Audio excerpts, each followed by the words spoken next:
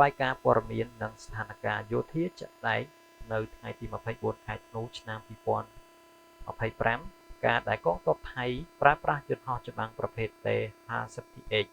Golden Eagle នៅក្នុងប្រតិបត្តិការវាយប្រហារមកលើកម្ពុជាដែលជាការកត់សម្គាល់យ៉ាងខ្លាំងមួយដោយសារតែជាធម្មតាគេឃើញមានតែការប្រើប្រាស់ទៅលើយន្តហោះចម្បាំង F-16 ឬក៏ Gripen តែប៉ុណ្ណោះតើមូលហេតុអ្វីដែលបណ្ដាលឲ្យថៃដាក់ឲ្យប្រើប្រាស់យន្តហោះចម្បាំងប្រភេទ T-51 នេះទី1អាចជាការសាកល្បងសមត្ថភាពនៅក្នុងសមរភូមិជាក់ស្ដែងនេះជាលើកទី1ហើយដែលយន្តហោះចម្បាំងប្រភេទ T-50TH ត្រូវបានដាក់ឲ្យប្រើប្រាស់នៅក្នុងបេសកកម្មប្រយុទ្ធជាក់ស្ដែងកន្លងមកយន្តហោះប្រភេទនេះត្រូវបានគេប្រើប្រាស់ជាចម្បងសម្រាប់ធ្វើការវឹកវើកម្រិតខ្ពស់ការដាក់ពង្រាយនៅថ្ងៃទី24នេះទំនងជាដើម្បីសាកល្បងសមត្ថភាពប្រយុទ្ធនិងប្រព័ន្ធអាវុធរបស់វានៅក្នុងស្ថានភាពសង្គ្រាមពិតប្រាកដតពីកងទ័ពអាកាសថៃបានប្រកាសបដូរតួនាទីពីយន្តហោះវឹកវើទៅជាយន្តហោះប្រយុទ្ធប្រតិបត្តិការលើកទី2ការបង្កើនកម្លាំងវាយប្រហាររបាយការណ៍បានបង្ហាញថាការប្រើប្រាស់ T-50TH គឺធ្វើឡើងបន្ថែមលើការប្រើប្រាស់ F-16 ដែលមានស្រាប់ដើម្បីបង្កើនចំនួនជើងហោះហើរនិងការទម្លាក់គ្រាប់បែកឲ្យកាន់តែញឹកញាប់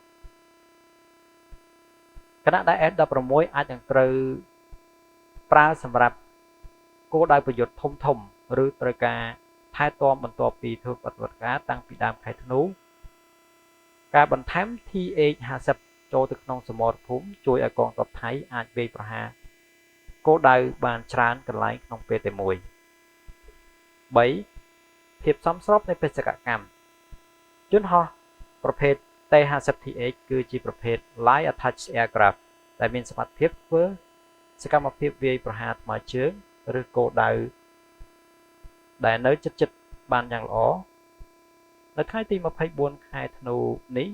គោលដៅវាយប្រហារត្រូវបាន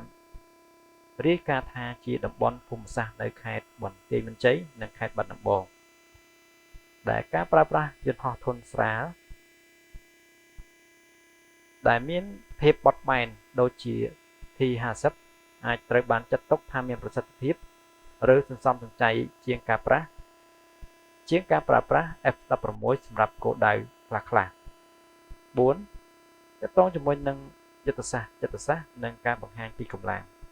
ការបញ្ចេញយន្តហោះប្រភេទថ្មីចូលទៅក្នុងសមរភូមិក៏ជាសារនយោបាយនិងយោធា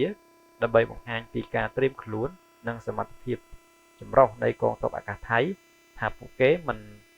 មែនពឹងផ្អែកទៅលើ F-16 តែមួយមុខទេសរុបមកការប្រើប្រាស់ T-50 នៅក្នុងថ្ងៃនេះមិនមែនមានន័យថាគេឈប់ប្រើប្រាស់ F-16 ទាំងស្រុងទេប៉ុន្តែជាការពង្រីកសមត្ថភាពវាយប្រហារ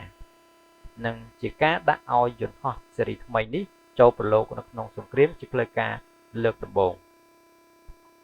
បើយើងប្រៀបធៀបលក្ខណៈបច្ចេកទេសរវាងយន្តហោះ F-16 Fighting Falcon និង T-50TH Golden Eagle ដើម្បីឲ្យអ្នកយល់កាន់តែច្បាស់អំពីភាពខុសគ្នានៃសមត្ថភាពទាំងនិងមូលហេតុដែលកងទ័ពអាកាសថៃប្រើប្រាស់វាសម្រាប់គោលដៅខុសៗគ្នា1តួនាទីចម្បង F-16 ជាយន្តហោះប្រយុទ្ធពហុបេសកកម្មពេញលេញវាត្រូវបានបង្កើតឡើងដើម្បីគ្រប់គ្រងដែនអាកាសនិងវាយប្រហារជម្រៅជ្រៅចូលទៅក្នុងទឹកដីសត្រូវវាជាឆ្អឹងខ្នងនៃកងទ័ពអាកាសឯ T-50TH តាមឡាយវាជាយន្តហោះវឹកវើកម្រិតខ្ពស់ប៉ុន្តែត្រូវបានអាប់ដេតឲ្យคล้ายទៅជាយន្តហោះវាយប្រហារធុនស្រាលវាស័ក្តិសមសម្រាប់ការវាយប្រហារថ្មើរជើងឬគោលដៅដែលមិនត្រូវការល្បឿនលឿនពេកទី2ការរចនានិងបច្ចេកវិទ្យា T-50 ត្រូវបានផលិតដោយក្រុមហ៊ុន KAI កូរ៉េខាងត្បូងសហការជាមួយនឹងក្រុមហ៊ុន Lockheed Martin សហរដ្ឋអាមេរិកដែលជាអ្នកផលិត F-16 ដូច្នេះ T-50 ត្រូវបានគេហៅថាជា Baby F-16 ឬ F-16 ខ្នាតតូចដោយសារប្រព័ន្ធបញ្ជានិងរូបរាងស្រដៀងគ្នាខ្លាំង ដែលធ្វើឲ្យអ្នកបើកបរ F16 អាចបដូរបើកបរ T50 បានយ៉ាងងាយស្រួលបើយើងប្រៀបធៀបពីលក្ខណៈបច្ចេកទេសទី1ទាក់ទងជាមួយនឹងល្បឿន F16 ល្បឿនប្រហែលជា240 km ក្នុង1ម៉ោងឯ T50TH ល្បឿនប្រហែល1800 km ក្នុង1ម៉ោងកម្លាំងម៉ាស៊ីន F16 ខ្លាំងជាងផ្ទុកបានធ្ងន់និងហោះបានឆ្ងាយ T50TH កម្លាំងម៉ាស៊ីនល្មមសន្សំសំចៃជាងទម្ងន់ផ្ទុកអាវុធ F16 ធ្ងន់ប្រហែល 7700 kg ឯ T50 ស្រាលប្រហែលជា 3700 kg ប្រព័ន្ធរ៉ាដា F16 រ៉ាដាខ្លាំងចាប់បានឆ្ងាយឯ T50 រ៉ាដាខ្នាតទូចតែទំនើបបើប្រៀបធៀបពីតម្លៃវិញ F16 មានតម្លៃខ្ពស់ថ្លៃសាំងនិងค่าតែតងខ្ពស់ចំណែកឯ T50 តម្លៃទាបពាក់កណ្ដាលធៀបទៅនឹង F16 ហេតុផលប្រយុទ្ធនៃការប្រើប្រាស់ T50 ជំនួសឬក៏បន្ថែមបើយោងតាមទិន្នន័យខាងលើ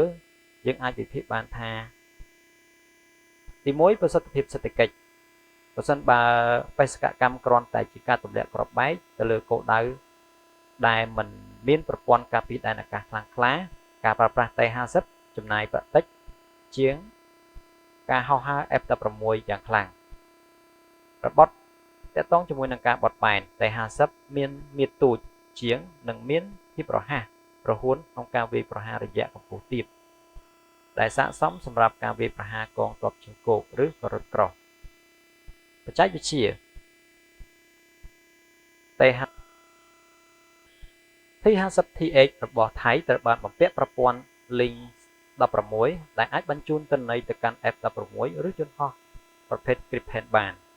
វាមានន័យថាវាអាចធ្វើជាភ្នែកឲ្យយន្តហោះធំឬទទួលបញ្ជាពីយន្តហោះធំបានភ្លាមៗសរុបសេចក្តីមក S16 គឺជាយន្តហោះប្រយុទ្ធខ្នាតធំដែលអាចវាយបំបែកជញ្ជាំងចំណែកឯ T50 គឺជាប្រភេទយន្តហោះចម្បាំងខ្នាតទូចសម្រាប់ចាក់រុកតាមចន្លោះប្រហោងដោយចំណាយកម្លាំងតិចបើទោះបីជា T50TH មានទំហំតូចជាង F16 ក៏ដោយប៉ុន្តែវាអាចបំពាក់អាវុធទំនើបបានស្ទើរតែគ្រប់ប្រភេទដែល F16 ប្រើប្រាស់គ្រាន់តែនៅក្នុងបរិមាណតិចជាងតែប៉ុណ្ណោះនេះគឺជាបញ្ជីប្រភេទអាវុធសំខាន់ដែល T50 របស់កងទ័ពសៀមអាចបំពាក់បានទី1កាំភ្លើងយន្តជាប់តួប្រភេទកាំភ្លើងយន្ត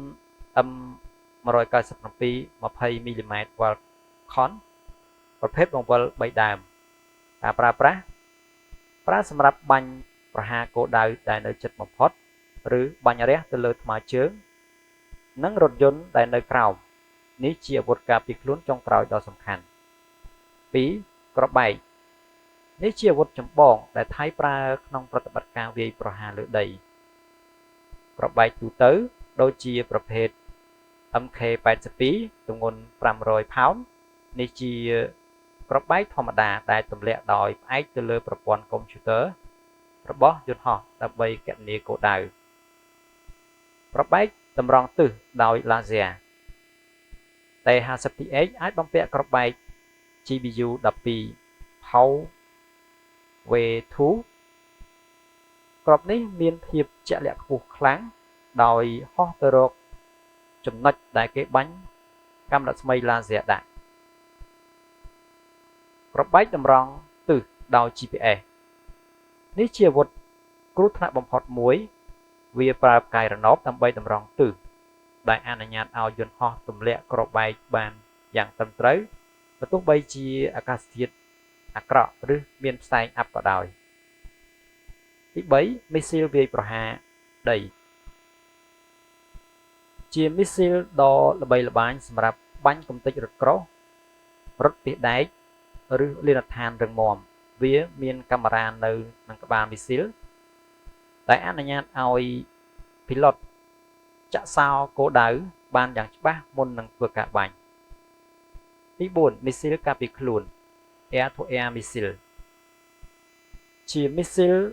ចាប់កម្ដៅសម្រាប់បាញ់យន្តហោះសត្រូវក្នុងរយៈចម្ងាយជិត